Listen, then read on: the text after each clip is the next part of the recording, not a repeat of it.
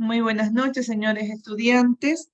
Dándole la bienvenida a cada uno de ustedes, vamos a dar inicio a esta simulación. Vamos a empezar con la doctora Grace Intriago y en el transcurso pues, de la actividad se conectará el docente de penal, puesto que está con un inconveniente en cuanto al tráfico. Gracita, buenas noches estudiantes. Em, por favor, necesito que nos indiquen quiénes van a participar de esta simulación. Muchísimas gracias. Chicos, anímense, en esto es muy bueno, la simulación les va a ayudar muchísimo para el examen. La próxima semana ustedes ya van a rendir el examen. Es de mucha ayuda una simulación, no importa si ustedes se equivocan, pero así ustedes se van a dar cuenta que les falta de reforzar para poder dar su examen. Traten de animarse, chicos, va a ser una simulación muy tranquila en la cual se va a aprender bastante y sobre todo ustedes van a salir beneficiados. A ver, chicos, anímense, por favor. Mi doc, buenas noches. Disculpe la molestia. ¿Con qué materias van a empezar o la simulación va a ser de todas las materias? De todas las materias. Vamos a comenzar con lo que tiene que ver civil. Con el mismo alumno sigue la doctora Carito y después todavía no se nos conecta el doctor de penal, pero esperemos que más tardecito, porque si se conecta más tarde, con él al final hacen toda la simulación de penal, ¿sí? Pero mientras tanto, con Carolina, por ejemplo, yo comienzo con lo que es civil y con lo que es laboral. Y inmediatamente con el mismo estudiante sigue Carito, que es constitucional y procesal, ¿sí? O yo, para que sea un poquito más seguido, puedo yo comenzar con laboral, después sigo civil y después Carito sigue procesal para que sea la misma línea y termina con constitucional. Anímense, chicos, esto les va a ayudar muchísimo. Una de las mejores cosas que por la experiencia que ya tenemos nosotros dando los cursos, lo que más les sirve a los chicos es la simulación. Con esto ustedes pierden el temor. Es mucho mejor que se equivoquen aquí y no el día del examen. Mi estimado Sixto, díganos.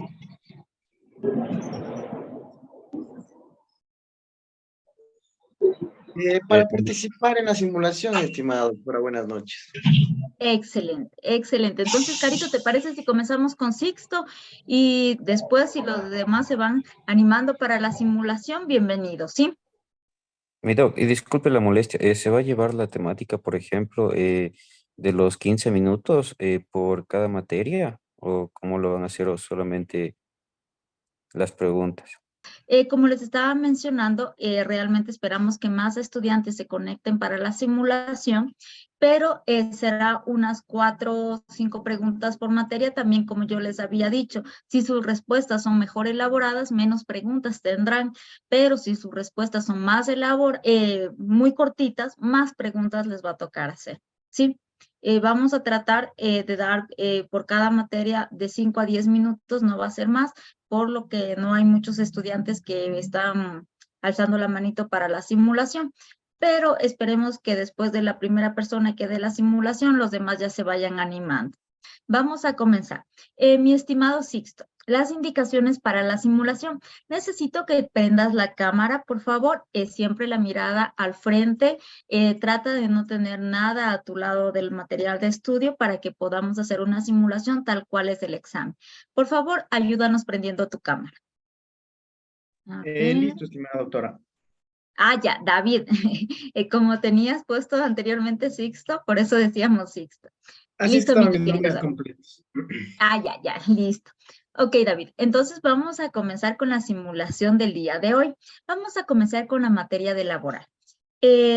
Vamos a hacer una pequeña dinámica. Primero vamos a comenzar, uno de los docentes va a ser un poquito duro, el otro va a ser un poquito más suave, el otro va a ser así como intermedio, como para que tú tengas la idea clara de que te pueden tocar varios tipos de docentes con diferentes personalidades. ¿Sí? Por De favor, no te acuerdo. olvides siempre la mirada al frente. Vamos a comenzar. Bienvenido a la simulación del día de hoy. Soy la abogada Grace Intriago. El día de hoy te voy a tomar las materias de Derecho Laboral y Derecho Civil. Bienvenido, estimado David. Muchas gracias, estimada doctora. Muy buenas noches. Presto a responder todas las preguntas que sean necesarias a fin de llevar a cabo esta simulación. Muchas gracias. Gracias. Listo, mi estimado David. Vamos a comenzar. Yo necesito que tú me hables acerca de el trabajador y el empleador. ¿Qué me puedes decir acerca de este tema? A ver, el trabajador es la persona que se obliga a cumplir una obligación. Decíamos que dentro del trabajador puede ser empleado u obrero. Cuando decíamos que es empleado, decíamos que es empleado cuando presta sus servicios intelectuales y sus servicios materiales, como por ejemplo, podría establecer, María presta sus servicios administrativos dentro de una papelería, pero también atiende la misma. Entonces presta sus servicios intelectuales y sus servicios materiales. También decíamos que también dentro de los trabajadores está el obrero. El obrero únicamente presta sus servicios materiales. Un claro ejemplo podría ser un albañil que presta simplemente sus servicios materiales a fin de construir una obra. Ahora, bien, el empleador. El empleador es la persona o entidad para quien se presta este servicio. Podríamos decir que el empleador puede ser empleador o puede ser empresario. Excelente. Por favor, necesito que ahora me ayudes con la clasificación del contrato individual de trabajo. A ver, bien, el contrato individual de trabajo, decíamos que primeramente está dividido por su forma. Por su forma decíamos que tendremos el contrato expreso y el contrato tácito. Dentro del contrato expreso se puede realizar el contrato de manera verbal o ya sea de manera escrita. Es necesario indicar que para que se cumpla un contrato expreso, ya sea de manera escrita o ya sea de manera verbal, se debe cumplir todas las condiciones y formalidades que establece como tal el Código Laboral.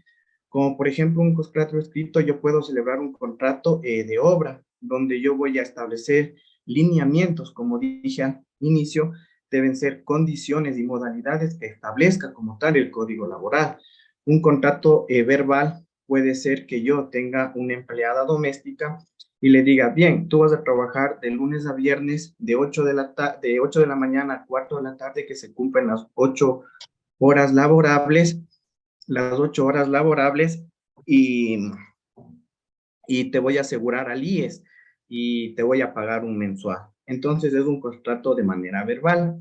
Un contrato tácito es necesario indicar que solo se da de manera verbal. Es decir, aquí no se cumplen las formalidades y modalidades que establece el Código Laboral. Es algo simplemente de manera verbal. Por ejemplo, yo me voy de viaje. Al momento de irme de viaje le digo a mi vecino Juan, que es un amigo mío, que me ayude cuidando mi casa o que me dé viendo mi casa, que me voy a ir 3 días de viaje y yo estos 3 días le voy a pagar, pero no le estoy estableciendo un horario, tampoco le estoy estableciendo ni seguro al IES ni nada por el estilo. Es decir, no cumple las modalidades ni las condiciones que exige como tal el Código Laboral. Ahora bien, también el contrato individual se divide por su remuneración. Al momento de dividirse por su remuneración, tenemos la salarial, que es cada mes. Aquí podríamos decir que es el pago que se establece cada mes. Por ejemplo, yo presto mis servicios dentro de una entidad privada y recibo mi pago mensual cada 2 de cada mes. Entonces, cada mes que se va cumpliendo, se me va cancelando mi sueldo total. También teníamos a jornal. Al momento de decir a jornal, estamos estableciendo que los pagos pueden ser de manera semanal, de manera quincenal o de manera diaria. Por ejemplo, un ejemplo que podría poner aquí es yo contrato una persona que me ayude cuidando mi jardín. Entonces, van a hacer ciertas reparaciones. Entonces, yo le voy a ir pagando ella de manera diaria. Va a trabajar desde las 8 de la mañana hasta las 5 de la tarde. Entonces, yo le voy a pagar de manera diaria. Por el trabajo que esta vaya realizando. Entonces ahí se cumple un contrato a jornal. También teníamos dentro el contrato de participación. Dentro del contrato de participación es cuando una persona viene a ser parte de las ganancias. Por ejemplo, podríamos decir que yo eh, construyo labiales o me dedico a hacer labiales. Y le digo a Anita, que es mi amiga, que ella me ayude a vender estos labiales. Y le voy a decir que estos labiales va a vender a $5 cada labial. Entonces yo le voy a dar $2 por cada venta de ese labial. Entonces ella está participando en las ganancias de estos productos. Entonces ella, entre más venda, más ganancias va a tener. Y entre menos venda, menos ganancias va a tener. También teníamos dentro de la remuneración mixto. Cuando es mixto, decíamos que aquí se cumplen dos presupuestos, que por ejemplo, un ejemplo claro es los recaudadores. Eh, por ejemplo, yo tengo una compañía de cobranzas y le pago a Juan, que es mi empleado, $425, que es el salario básico unificado, más todos los beneficios de ley. Pero le digo, si es que tú cobras a 20 personas, si tú cobras a 20 personas, pues vas a tener un 10% de la ganancia total, libres de los $425 que ya ganas por ley. Entonces ahí se viene a cumplir lo que es mixto. También decíamos que teníamos el contrato por tiempo, por duración. Dentro de estos está el contrato indefinido, el contrato por temporada, el contrato ocasional y el contrato eventual. El contrato indefinido básicamente es el contrato que está de manera indefinida, es decir, no han establecido un tiempo para que este se termine. El contrato de temporada es aquel que se contrata por ciertas temporadas, ¿no? Este es necesario indicar que genera estabilidad laboral. Al momento que decimos de temporada es cuando, por ejemplo, yo tengo un hotel y dentro de este hotel tengo una demanda grande, que es en carnaval y el fin de año, es decir, los meses de febrero y marzo y los meses de noviembre y los meses de diciembre. Entonces celebro este contrato con un cierto grupo de camareros y les digo que van a venir estos 2 meses por estas 2 épocas del año. Entonces lo celebro para 5 años. Los 5 años consecutivos yo les tengo que de llamar de manera necesaria. No importa si es que hay temporadas buenas o temporadas malas. Por eso se dice que este genera estabilidad laboral. De ser el caso de que yo no les llame a cumplir con sus servicios, pues esto será considerado como un despido intempestivo. Cuando hablamos de un contrato eventual, decíamos que el contrato eventual está prácticamente dado al momento de suplir un puesto, de suplir una vacante. Por ejemplo, podríamos decir que María está en sus vacaciones por periodo de lactancia. Es necesario indicar que este no puede superar los 180 días. Entonces decíamos que María va a salir con estas vacaciones de periodo de lactancia. Por lo tanto, entro a trabajar yo, sería con un contrato eventual por 5 meses. Entonces, acaban los 5 meses y yo termino mi contrato eventual. También puede ser por enfermedades o casos fortuitos. Al momento de realizar un contrato ocasional, cabe determinar. Puedo poner un ejemplo práctico aquí que yo digo, a ver, yo contrato a Juan para que me construya una piscina. Entonces yo le pago, qué sé yo, $10,000 para la construcción de esta piscina. Entonces yo le puedo dar una inicial y al final el resto del dinero le puedo dar todo el dinero al momento que se construye esta piscina. Es decir, él cumple una obra y yo le doy a cambio su remuneración y se termina la relación laboral. También el que decía el contrato por obra o giro del negocio, se decía que un ejemplo táctico aquí podría proponer que, por ejemplo, el Banco del Pacífico firma un contrato con la empresa de seguridad Comerco y esta empresa de seguridad la contratan para que cubra la seguridad de todas las entidades bancarias de todo el país. Por lo tanto, firma un contrato por 2 años. Por lo tanto, esta empresa de seguridad contrata a 2,000 guardias de seguridad. Entonces, estos 2,000 guardias de seguridad van a estar trabajando por el lapso de 2 años. Y en el caso de que el Banco del Pacífico decida terminar con el contrato, pues la empresa Homejo también terminará su contrato laboral con los guardias de seguridad que ha contratado durante esos 2 años. De ser el caso que se renove el contrato con el Banco del Pacífico, pues los guardias también renovarán por el tiempo determinado que las partes establecen. ¿Cuándo es un contrato por tarea? Decíamos que un contrato por tarea es básicamente algo sencillo, que por ejemplo yo le digo a un albañil, necesito cambiar las llaves del agua. Entonces es una tarea que yo le doy y se va a demorar un día. Entonces yo le digo, a ver, le voy a pagar por cambiarme las llaves del agua $10. Entonces se cumple la tarea y se termina la relación laboral. También decíamos que teníamos el contrato por destajo. El contrato por destajo es aquel que nos dice que vamos a hacer por pedazos, por trozos. Como por ejemplo, yo podría poner un ejemplo aquí, yo tengo un terreno y le digo a Pedro, que es tractorista, que me ayude tractorando este terreno. Entonces, por cada hectárea que él le va a tractorar, yo le voy a pagar una cierta cantidad de dinero. También decíamos dentro de la clasificación individual del contrato, dentro de la clasificación del contrato individual, teníamos por el número de personas, que este puede ser individual, puede ser, puede ser, eh, puede ser de grupo, puede ser individual, de grupo o en equipo. En equipo, decíamos que cuando el contrato es individual, decíamos que el contrato es individual según el artículo 8 del Código Laboral, en donde establece que un contrato individual de trabajo es un convenio mediante el cual una persona se obliga para con otra u otras a prestar sus servicios lícitos y personales bajo su dependencia con una remuneración fijada por el convenio, la ley, los contratos colectivos o la costumbre, según el artículo 8 del Código Laboral.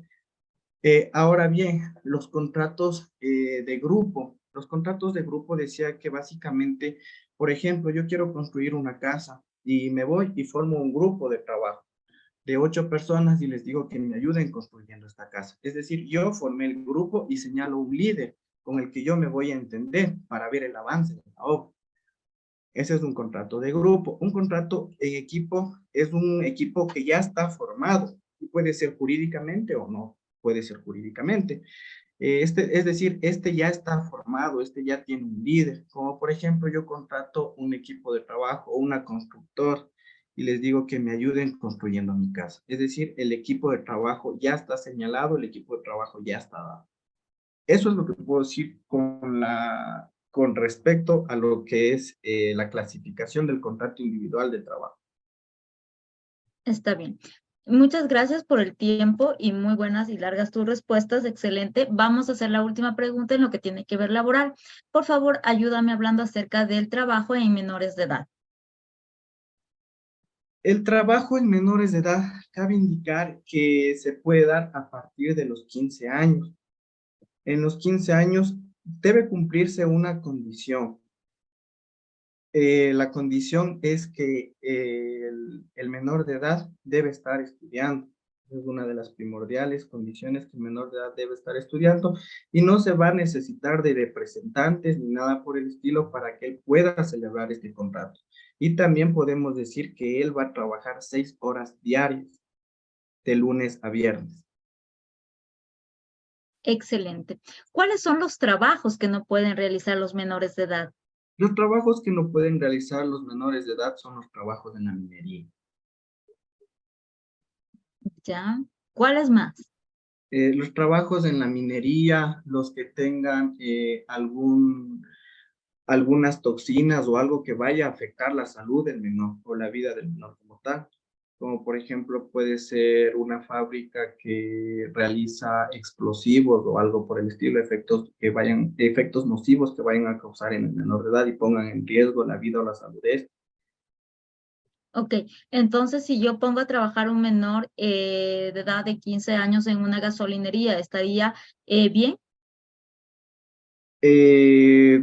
Como tal, no, la gasolinería yo no le veo como efectos nocivos para el menor de edad.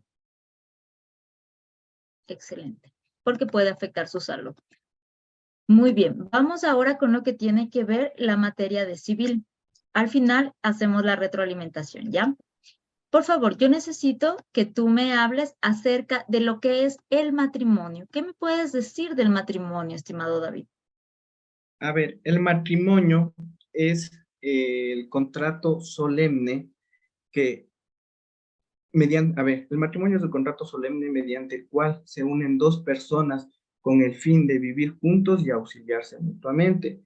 Todo esto según la sentencia 11 de la Corte Constitucional con fecha 8 de julio del año 2019, en donde la misma sentencia manifiesta en su parte pertinente que esto es un complemento al matrimonio ya reconocido dentro de la Constitución en personas heterosexuales y los derechos humanos. Muy bien. ¿Cómo se dio este cambio? ¿Desde qué fecha se dio este cambio? Como le comentaba, se dio a raíz que se emitió, que se pronunció la Corte Constitucional y esta sentencia fue emitida el 8 de julio del año 2019. Esa fue la sentencia 11 que emitió la Corte Constitucional. Exactamente. ¿Y usted está de acuerdo con el matrimonio igualitario? Dentro de los preceptos legales, yo le veo lo que se ha pronunciado la Corte Constitucional en toda la legalidad del caso. Ahora en los preceptos morales, bueno, no va en contra de mis tradiciones y mis costumbres, por lo tanto no estoy de acuerdo ni en desacuerdo en ese sentido. Listo. Háblame un poco acerca de lo que tiene que ver con la patria potestad. Lo que podríamos decir de la patria potestad es el conjunto de derechos que tienen los padres sobre los hijos no emancipados. Existen formas de determinar la patria potestad. ¿Cuáles son estas formas? El Código Civil señala que estas formas pueden darse por el padre o madre tener una sentencia o estar en un centro de rehabilitación, estar con pena privativa de libertad. También nos dice que puede terminarse porque el padre o la madre llevan una vida desordenada, dice el Código Civil. También nos dice que puede terminarse por otros preceptos legales, como por ejemplo, que el padre sea consumiente de sustancias estupefacientes o sea adicto al alcohol o esas cosas por el estilo, que no le pueden asegurar una vida digna al menor de edad. Estas son Excelente. las causas que puedo dar para que se termine esta figura jurídica. Muy bien. Por favor, vámonos ahora. Necesito que tú me hables acerca de la clasificación de los bienes corporales. A ver, dentro de la clasificación de los bienes corporales es necesario indicar y definir qué es un bien corporal. Un bien corporal podemos decir que es aquel que se puede percibir por los sentidos del ser humano o los sentidos del hombre, como por ejemplo un libro, una casa, un carro. Entonces pueden ser percibidos por los sentidos. Dentro de los bienes corporales tenemos los bienes muebles y los bienes inmuebles. Los bienes muebles son todos aquellos que se pueden mover o movilizar de un lugar a otro, ya sean por sí mismos como los animales que son considerados semovientes o ya sea por terceras personas, como por ejemplo un auto, un autobús, una bicicleta, una motocicleta, que con ayuda del hombre, con ayuda de una persona, se puede mover de un lugar hacia otro. Los bienes inmuebles decíamos que básicamente son todos los que están inherentes al suelo, como por ejemplo una casa, una edificación, un terreno. Dentro de estos bienes corporales también tenemos a los bienes consumibles y a los bienes no consumibles. ¿Cuáles son los bienes consumibles? Los bienes consumibles son todos aquellos que se consumen con su primer uso, es decir, pierden su existencia con el primer uso, como por ejemplo el agua, las frutas, una manzana, una pera. Es decir, yo me tomo el agua, yo me como una pera o me como una manzana, pues esta deja de existir como tal, pierde su esencia. ¿Cuáles son los bienes no consumibles? Los bienes no consumibles son todos aquellos que no pierden su origen, no pierden por lo que están destinados a ser, no pierden su uso con el primer uso, como por ejemplo la ropa, los zapatos. Por ejemplo, yo me pongo unos zapatos del día de hoy y el día de mañana me puedo poner los mismos zapatos. Es decir, los podemos seguir reutilizando. No se consumen con su primer uso. Por eso son bienes no consumibles. También me he de referir a los bienes fungibles y no fungibles. Dentro de los bienes fungibles, podemos decir que un mejor ejemplo que podría dar es el dinero. Dentro de un bien no fungible, ejemplos que podría dar es una pieza arqueológica, un diamante, un cuadro, que sigue pasando el tiempo y sigue manteniendo su valor. También tenemos dentro de estos mismos bienes los bienes principales, los bienes accesorios. Es algo principal y algo accesorio, como por ejemplo, dentro de una moto es un bien principal y un bien accesorio es un casco. Un bien principal podría ser un auto, un bien accesorio podría ser la radio del auto. Es decir, lo principal no necesita de lo accesorio para poder subsistir, puede subsistir por sí solo. También teníamos los bienes universales y los bienes singulares. Los bienes universales, bueno, los bienes singulares son algo pequeño que forman algo grande, algo universal, como por ejemplo un libro, varios libros. El libro sería el bien singular y algo universal sería una biblioteca. O por ejemplo, una computadora sería algo universal, Singular. algo singular y un centro de cómputo sería algo universal. También dentro de estos mismos teníamos a los divisibles y a los indivisibles. ¿Cuáles son los bienes indivisibles? Dentro de los bienes indivisibles podríamos decir que son aquellos que no se pueden dividir, como por ejemplo, a ver, los bienes indivisibles son aquellos que no se pueden dividir, como por ejemplo una televisión, un celular, una mesa. ¿Qué pasa yo si a una televisión pues la parto a la mitad? Pues va a dejar de existir, va a perder su esencia, va a perder como tal para lo que fue construido, es decir, ya no voy a poder observar la televisión como tal. Un celular, ¿qué pasa si es que yo lo divido? Pues va a dejar de existir. Una mesa, ¿qué pasa si es que yo rompo una pata de la mesa? Pues va a dejar de servir. ¿Y por qué son indivisibles? Son indivisibles porque al momento de separarse no pierden su esencia. Por ejemplo, un quital de arroz. ¿Qué pasa si yo lo divido en libras, en arrobas, en onzas? Pues no pasa absolutamente nada porque este sigue siendo arroz. Entonces no pierde como tal su esencia. Eso en cuanto puedo mencionar a todos los bienes corporales. Muy bien. Para culminar, por favor, yo necesito que usted me hable acerca de la sucesión intestada. ¿Qué me puede decir de la sucesión intestada? ¿Cómo se da en el Ecuador?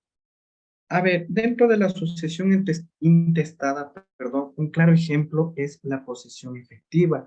La posesión efectiva es una manera de sucesión intestada, en donde yo como heredero acepto todos los derechos y obligaciones que deje el causante como tal, es decir, todos los sujetos activos y pasivos que me deje el causante. Entonces, un claro ejemplo de esto podría ser como tal la posesión efectiva. Ya, y Una aquí manera existe un intestada orden de suceder. sucesorio en el cual nosotros nos guiamos para hacer la sucesión intestada. ¿Cuál es ese orden sucesorio? Sí, efectivamente existe un orden sucesorio. Dentro del primer orden sucesorio tenemos a los hijos por derechos personales y a los nietos por derecho de representación. En segundo orden tenemos a los padres o cónyuge sobreviviente. Dentro del tercer nivel tenemos a los hermanos por derechos personales y a los sobrinos por derechos de representación. Y como cuarto y último orden tenemos al Estado o sobrino favorito. Muy bien. Tú me hablas de un derecho personal y un derecho de representación. ¿Qué me puedes decir de esto? A ver, al momento de yo referirme a un derecho personal es cuando, por ejemplo, mi padre falleció. En un caso hipotético, mi padre falleció. Yo como hijo adquiero esta sucesión con derechos personales. ¿Y cuándo son derechos de representación? cuando el padre se murió y dejó varios hijos. Y un hijo de estos falleció, y este hijo que falleció dejó tras otra sucesión de hijos. Entonces ahí estos hijos van a pasar a ocupar el lugar del padre y ahí se formará el derecho de representación. Van a Excelente. representar a esta persona que ya falleció. Ya. Excelente, mi estimado David. Déjame decir que me doy cuenta que has estudiado. Me encantó realmente tus respuestas, como todos los estudiantes que están en esta simulación se dieron cuenta. Con los ejemplos te ayudaste muchísimo. Veo que en la clase, cuando vimos el contrato individual de trabajo y hablamos bastante de los ejemplos, todos los que poníamos, te han quedado muchísimos de ellos realmente, y me gustó cómo te defendiste. Y tú te pudiste dar cuenta que solo en laboral, en el contrato individual de trabajo, te fuiste más de 10 minutos. Y eso es excelente, porque ¿qué pasó con esto? Hubo menos preguntas, tal cual lo habíamos indicado. Me gustó mucho tus respuestas, cómo te defendiste con los ejemplos. Civil, excelente, también te manejaste con ejemplos, por ahí te olvidabas algo y te defendías con el ejemplo. Estuvo perfecto. Solo una observación te voy a dar en lo que es la sucesión intestada. No te olvides ahí tratar de mencionar un poquito más acerca de lo que es la sucesión. La sucesión intestada, cuando no hay un testamento que sea válido o a falta de un testamento, entra lo que es la sucesión intestada. ¿Sí? Y aquí también es importante mencionar en el orden sucesorio, te confundiste en una pequeña letrita. Por ejemplo, en el primer orden tenemos los hijos por derecho personal y los nietos por derecho de representación. ¿Dónde te equivocaste? En el segundo orden, cuando tú mencionaste el padre o el cónyuge, y es los padres y el cónyuge o conviviente sobreviviente, porque no significa que le repartes o al padre o al cónyuge, significa que una parte va para los padres y otra parte va para los cónyuges, ¿sí? De ahí el tercero y cuarto orden, excelente. Me gustó que también mencionaste de la posesión efectiva, porque obviamente la posesión efectiva es lo único que nos da la aceptación expresa a la herencia, entonces, excelente. Y también cómo te manejaste con ejemplos con el derecho personal y el derecho de representación. Si yo tuviera que ponerte una nota, yo te pondría 10. Me encantó tu participación, está excelente. Solo en esa partecita, en esa I que te confundiste, es la que tienes que mejorar. Pero en lo que tiene que ver materia laboral y materia civil, estás preparado. ¿Cuándo das tú el examen? Yo doy el día jueves, estimada doctora, el día jueves a las 7 de la noche. Ya, yo estoy súper segura de que te va a ir muy bien. Si tuviera toda la simulación contigo, te haría más preguntas y estoy segura de que las vas a contestar. ¿Cómo te sentiste? ¿Estuviste un poquito nervioso? ¿Cómo te fue? Sí, muchas gracias. Más que todo, la verdad, en el tema de nervios ya no. En las simulaciones que yo pude participar dentro de laboral, dentro de civil, pues ya fui perdiendo poco a poco los nervios. Y ahorita en la actualidad, la verdad, nervios ya casi no tuve absolutamente nada. Agradecerle, estimada doctora, es algo que yo domino bastante, civil y laboral. La verdad me encantó los ejemplos que proponíamos dentro de clases, la dinámica que llevábamos de estudio, la verdad un excelente docente, todo me quedó de bienes, me sé absolutamente la mayoría de casi todo. La verdad los 4 libros de civil los domino casi a la perfección. Laboral igual, de igual manera, lo que sí estoy un poquito bajo es un constitucional y penal, la verdad. Vamos a ver cómo te va con constitucional.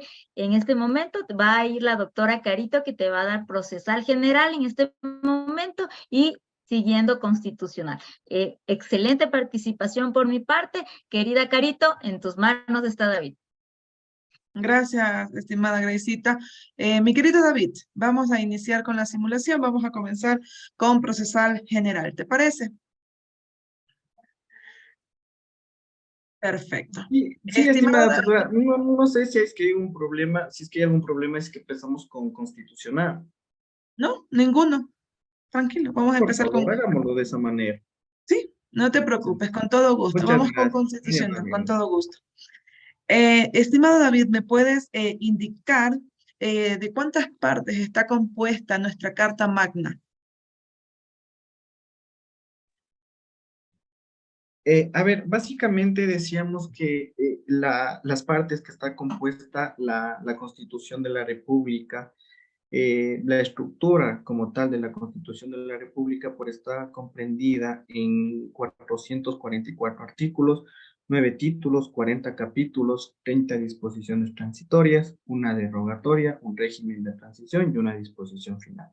93 secciones que fue publicada el 20 de octubre del año 2008 bajo registro oficial número 449. La misma que está comprendida en dos partes, la parte dogmática o material y la parte orgánica o formal. Dentro de la parte dogmática o material podemos indicar que está establecido desde el artículo 1 hasta el artículo 94, en donde básicamente nos da a conocer los valores y principios que inspiran la vida del Estado, así también como los derechos y garantías que el Estado reconoce, y también pues las responsabilidades de cada uno de los ciudadanos. Dentro de la parte orgánica o formal, decíamos que se establece todos los mecanismos que van a llevar a cabo la parte dogmática. También decíamos que aquí el poder está distribuido en varios órganos. Este comprende desde el artículo 95 hasta el artículo 444. Perfecto. Muy bien, David. Por favor, ¿me puedes indicar dentro de tu exposición, nombraste pues que dentro de esta estructura o conformación que tiene la Constitución, nombraste que refiere a nueve títulos. ¿Cuáles son estos 9 títulos de la Constitución? Sí, efectivamente la Constitución dispone de 9 títulos y estos 9 títulos son elementos constitutivos del Estado, derechos, garantías constitucionales, participación ciudadana y organización del poder, organización territorial del Estado ecuatoriano, régimen del desarrollo, régimen del buen vivir, relaciones internacionales y supremacía de la Constitución. Muy bien. Estimado David, por favor, ¿me puedes señalar dentro de la Constitución se establecen pues elementos constitutivos? ¿Cuáles son estos? Los elementos constitutivos del Estado. Los elementos constitutivos del Estado es la población, la soberanía, el territorio y el gobierno. David, ¿cuál es Son el más 4 alto elementos. de... Sí, perfecto, 4 son. ¿Cuál es el más alto deber del Estado? El más alto deber del Estado es respetar y hacer respetar los derechos que están garantizados dentro de la Constitución. Muy bien. Estimado David, ¿me puedes, por favor, indicar cuáles son o quiénes son más bien los titulares de los derechos que garantiza la Constitución? A ver, dentro de los titulares de derechos nosotros tenemos 6, que son las personas, comunidades, pueblos, nacionalidades, colectivos y la naturaleza. En este último de la naturaleza decíamos y hablábamos que la naturaleza no puede ser ni demandada ni reconvenida, sino únicamente podrá ser parte actor. Muy bien. David, ¿me puedes indicar cuáles son las categorías de derechos y háblame de cualquiera de ellas? A ver, dentro de las categorías de derechos tenemos los derechos del buen vivir, los derechos de la libertad, los derechos los derechos del buen vivir, los derechos de libertad, los derechos de participación, los derechos de protección, los derechos de la naturaleza, los derechos de las personas de grupos de atención prioritaria, de personas de grupos de atención prioritaria y los derechos de comunidades, pueblos y nacionalidades. Puedo referirme a lo que son básicamente los derechos del buen vivir. ¿Qué son los derechos del buen vivir? Los derechos del buen vivir vienen enfocados en en el desarrollo de los pueblos como tal, puede ser también de las personas, como por ejemplo dentro de los derechos del buen vivir tenemos el derecho al agua, el derecho a la alimentación, el derecho a la educación, el derecho al ambiente sano, el derecho a las comunicaciones. Esos son los derechos del buen vivir. También puedo referirme a lo que son los derechos de protección. Dentro de los derechos de protección, como tácticamente lo señala el artículo 76 de la Constitución de la República, en donde establece que se respetarán las garantías del debido proceso y se reconocerán ciertas garantías. Por ejemplo, una de ellas que nos señala la Constitución es que toda persona se considerará inocente y deberá ser tratada como tal mientras no se demuestre lo contrario. También decíamos que en el momento que ninguna persona podrá ser juzgada ni tampoco sancionada que en el cometimiento de un delito el mismo no esté tipificado o sancionado como una infracción penal, administrativa o de cualquier otra naturaleza. A esos dos derechos son los que me puedo referir básicamente, no sé si está bien. Perfecto. Estimado David, ¿quiénes se encuentran dentro de los grupos de atención prioritaria? Y dame un ejemplo de doble vulnerabilidad. Ya, a ver, dentro de las personas que se encuentran dentro de las personas que se encuentran en los grupos de atención prioritaria, pues son las personas adultas mayores, los niños, niñas y adolescentes, las mujeres embarazadas, las personas con discapacidad, las personas privadas de libertad y las personas que carezcan alguna enfermedad catastrófica o de alta complejidad. ¿Cuándo cuándo puedo proponer un ejemplo de doble vulnerabilidad? Por ejemplo, una persona está privada de la libertad y la misma tiene discapacidad. Entonces ahí hay doble vulnerabilidad. Cabe indicar que estas personas deberán ser tratadas con atención prioritaria, ya sea en el ámbito público o en el ámbito privado. Muy bien. David, ¿cuáles son las garantías constitucionales? A ver, dentro de las garantías constitucionales tenemos las garantías normativas, las garantías de políticas públicas y las garantías jurisdiccionales.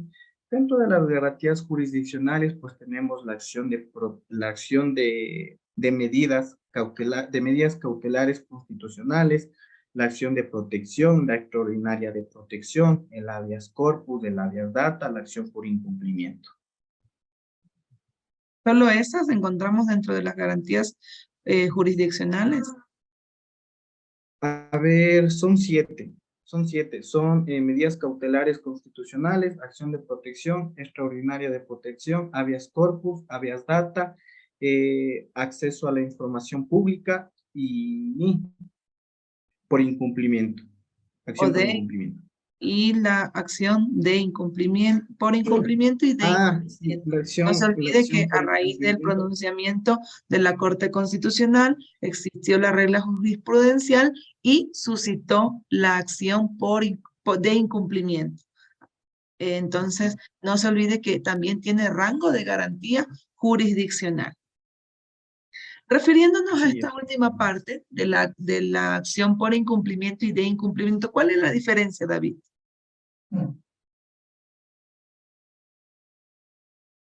A ver, decíamos que la acción de incumplimiento va a estar basada cuando va a conocer primeramente la Corte Constitucional, ya que va a ser una acción, no recuerdo la verdad. ¿Por incumplimiento no a qué refería, David? No recuerdo la ¿Qué verdad. perseguía, qué tipo de sentencias perseguía la acción por incumplimiento? ¿Qué tipo de qué? Perdón, no me escuché. ¿Qué tipo de sentencia buscaba ese cumplimiento en las acciones por incumplimiento? Era digamos, en cuanto a la territorialidad, era la diferencia. Una garantía jurisdiccional estaba enfocada al cumplimiento de sentencias internacionales o de organismos internacionales, y la otra estaba enfocada a quienes se emitían órganos jurisdiccionales en territorio nacional bajo el sistema jurídico ecuatoriano. ¿Cuál era la diferencia de estas dos? A ver, entonces la de incumplimiento es la que está dentro del territorio nacional y por incumplimiento es la que está, que se haya dado por ejemplo, puede ser la Corte Internacional. Correcto. Y adicionalmente, la acción de incumplimiento busca, ¿verdad?, que se sancione al incumplidor. Y esas son básicamente las diferencias que tenemos con la acción por incumplimiento, que esta, pues, en efecto, están enfocadas al cumplimiento de las sentencias o informes que hayan emitido organismos internacionales, como usted bien lo menciona, la CIDH, por ejemplo. Sí, solo esa Ya. partecita, mi querido David. David, ¿cuál es el objeto o qué pretende la acción de protección? A ver, la acción de protección pretende proteger el derecho que se haya vulnerado. Por ejemplo, podemos activar esta acción de protección cuando se me haya vulnerado a mí un derecho constitucional, como por ejemplo puede ser el derecho a la educación. Entonces, si me vulneraron este derecho, yo puedo activar esta garantía jurisdiccional como tal, que es la acción de protección que busca amparar mi derecho, que busca que no se violente mi derecho. Muy bien. David, dentro de la Constitución hay la figura jurídica de silla vacía. ¿A qué refiere? La silla vacía nos dice que básicamente se va a ocupar por un ciudadano o un representante ciudadano dentro de un gobierno autónomo descentralizado. Y esto nos va a permitir interactuar y conocer todo lo que se está tratando en ciertas reuniones. Muy bien. Va a poder que se considere mediante esa participación precisamente pues que lo que expone el ciudadano, ¿verdad? Es un modo de participación directa en cuanto a la toma de decisiones de los GATS. Ujú. David, última pregunta en derecho constitucional. ¿Cuáles son los poderes o las funciones del Estado? A ver, decíamos que al establecer los poderes o funciones del Estado son 5: el poder ejecutivo, el poder legislativo, el poder de transparencia y control social, el poder electoral y el poder judicial y de justicia indígena. Perfecto. David, voy a pasar a procesal general. Por favor, ¿me puedes indicar de cuántos libros o cómo está estructurado el Código Orgánico General de Procesos? A ver, perdón, no escuché. ¿Cuál es la estructura que tiene el Código Orgánico General de Procesos? ¿O A ver, cuántos libros lo conforman? el Código Orgánico General de Procesos dispone de 5 libros que son normas generales.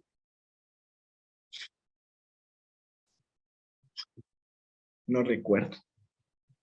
Normas No recuerdo. generales, actividad procesal, disposiciones comunes a todos los procesos, procesos como tal y ejecución. 5 libros. Sí, 5 libros. No recordaba la verdad. No se preocupe, precisamente para esto es esta actividad. David, ¿cuáles son los principios rectores que se encuentran regulados en el Código Orgánico General de Procesos?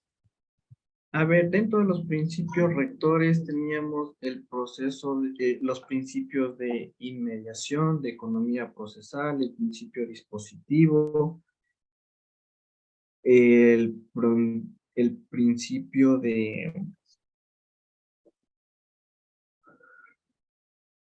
economía procesal, principio dispositivo, el principio de inmediación, el principio de legalidad.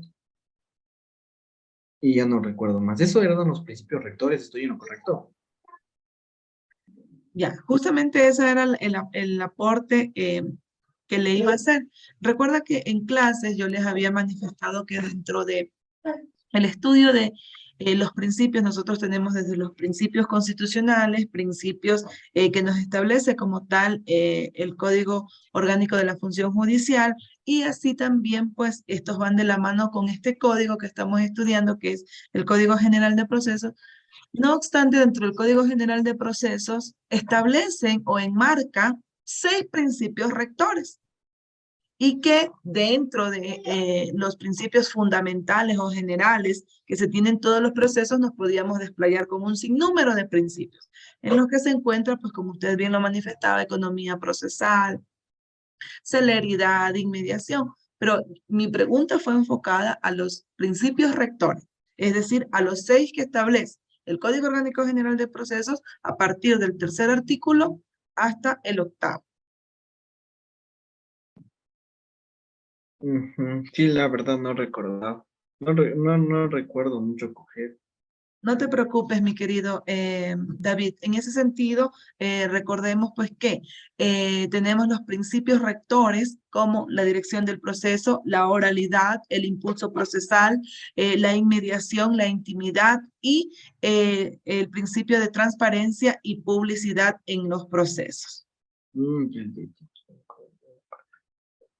Mi querido David, ¿cuáles son las competencias que se regulan dentro del Código General de Procesos? A ver, el Código Orgánico General de Procesos regula competencias en materia civil, en materia administrativa. Cabe indicar que no regula procedimientos en materia penal, en materia constitucional, ni tampoco en materia electoral. ¿Cuáles son las competencias que se encuentran reguladas dentro del Código Orgánico General de Procesos? Tenemos 3 tipos de competencias.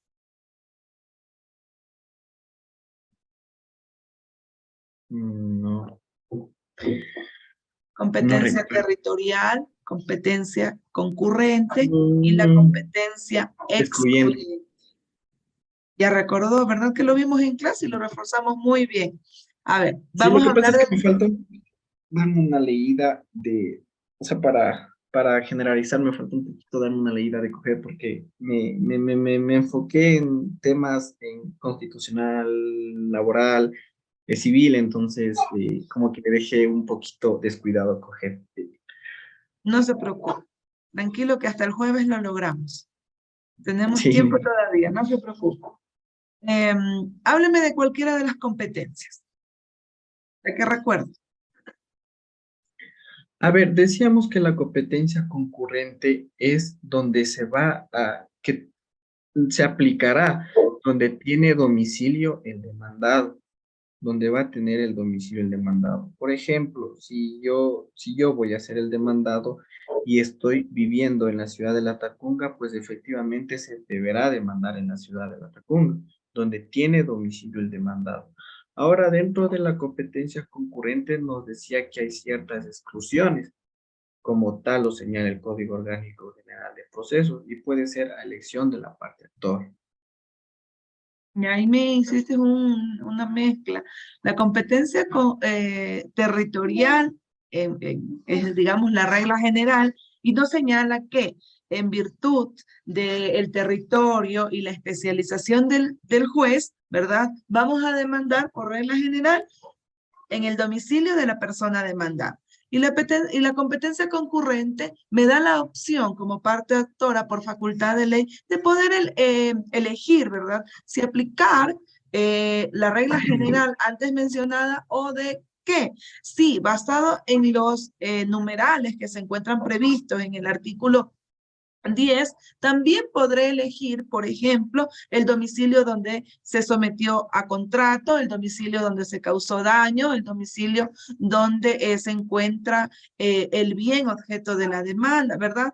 Entonces, hay una diferencia entre competencia territorial y competencia concurrente. La territorial la asociábamos con una regla general y la concurrente esa potestad de ley que tiene la parte actora para poder elegir también yo elijo como tal dónde poder realizar o proponer la demanda, ¿verdad? Mi estimado David, ¿quiénes son los o cómo es denominado los sujetos procesales? Los sujetos procesales dentro del Código Orgánico General de Procesos denomina como parte actora y demandada. Muy bien. ¿Cuáles son las actividades procesales, David? Actividades procesales. Sí, ¿cuáles son las actividades procesales? ¿Qué tipo de actividad procesal tenemos? No recuerdo. Pregunta básica de examen complexivo, citación y notificación. Ah, sí, sí, sí, teníamos la citación y la notificación, perdón. En la citación decíamos que va a ser puesto en conocimiento la parte demandada con el contenido de la demanda como tal. Esa va a ser la citación. Y la notificación decíamos que es básicamente lo que se da a conocer a las dos partes procesales, el ingreso de un escrito, la convocatoria a audiencia, eso es una notificación. Muy bien, vio que lo recordó, perfecto. David, Sí, última pregunta, más bien dos últimas preguntas. Los tipos de procedimientos que se ven regulados en el Código Orgánico General de Procesos, por favor, y de una vez le hago la última pregunta, las formas extraordinarias de concluir un proceso. a ver, dentro de los procedimientos tenemos el procedimiento ordinario, el procedimiento sumario, el procedimiento voluntario, el procedimiento ejecutivo y el procedimiento monitorio, perdón. Dentro del procedimiento ordinario decíamos que va a ser el único procedimiento donde va a haber dos audiencias, que va a ser la audiencia preliminar y la audiencia de juicio. En los demás procedimientos, pues va a haber una sola audiencia, que esta va a ser audiencia única. Y la otra pregunta ya no recuerdo. No se preocupe. ¿Cuáles son las formas extraordinarias de concluir el proceso o un proceso? Las formas extraordinarias de concluir un proceso, pues era por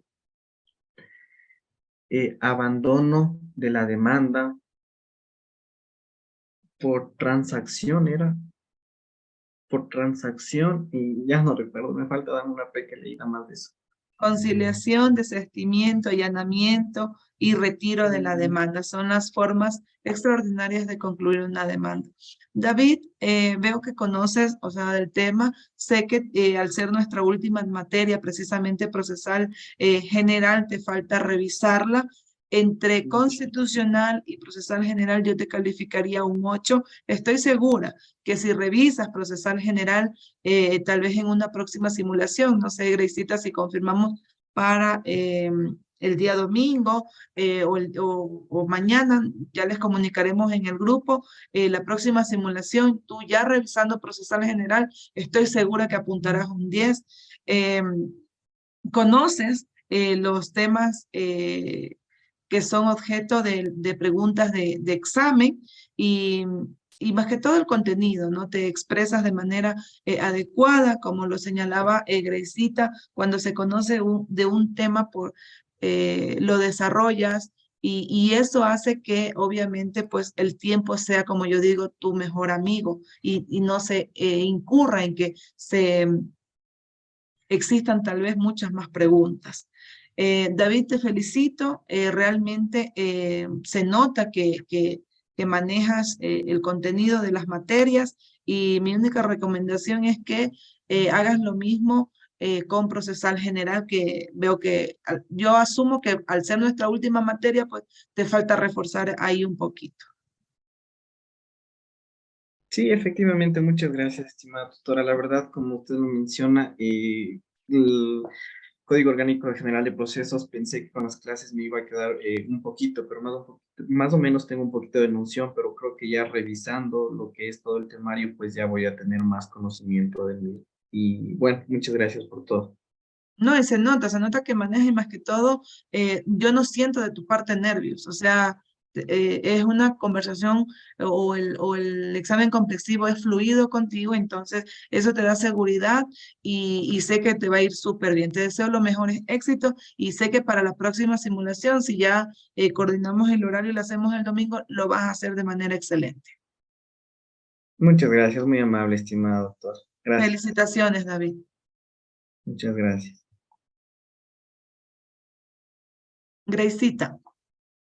Listo, sí, la verdad, David está muy bien preparado, faltándole un poquito nomás en lo que es procesal, en lo que es constitucional, un poquito nomás le falta. Lo que sí, chicos, no se olviden de mencionarnos en el grupo en qué clase les gustaría que se les refuerce un poquito más, ¿no?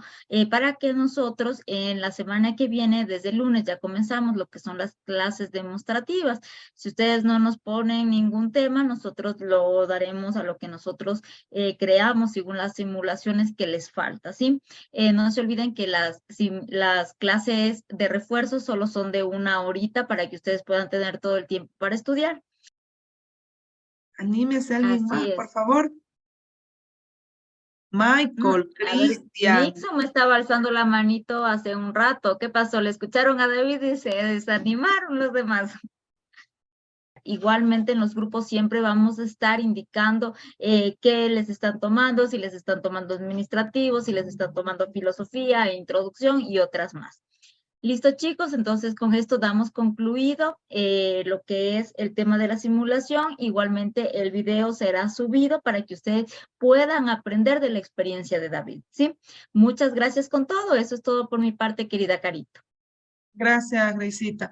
Chicos, también pues pongo a disposición si desean hacer una simulación entre ustedes, por favor que alguien en el grupo se pronuncie, les cedemos la sala, yo les dejo conectando, delego a un administrador y hagan la actividad, hagan uso de la plataforma también si lo desean hacer entre ustedes, organícense en el grupo, pongan un horario y digan, doctora Grisita, doctora Carito, ayúdenos a tal hora con la sala, nosotros le programamos y hagan una práctica entre ustedes. Recuerden, chicos, que estos espacios, estas retroalimentaciones son netamente para ustedes, ¿sí? Para que ustedes puedan, repetimos, justamente ver las falencias que tienen y reforzar en esos pequeños espacios que todavía pues nos hace falta, ¿sí?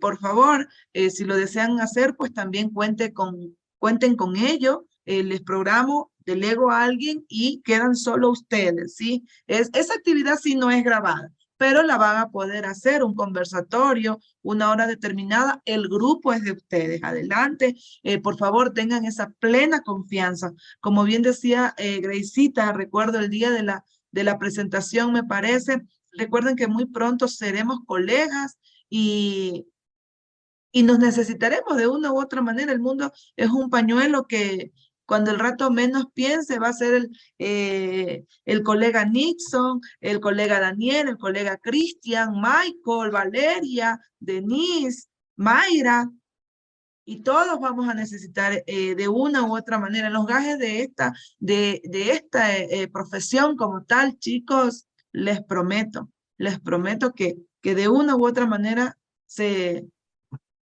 hace precisamente eso, un grupo de colegas súper chévere. Maribel, adelante, háganos su pregunta. Doctoras, buenas noches, compañeros también. Bueno, primero felicitarle a David, creo que nos ha dejado motivados a poder aprender como él lo ha hecho. Y preguntarle, doctora, en mi caso yo doy el examen en marzo.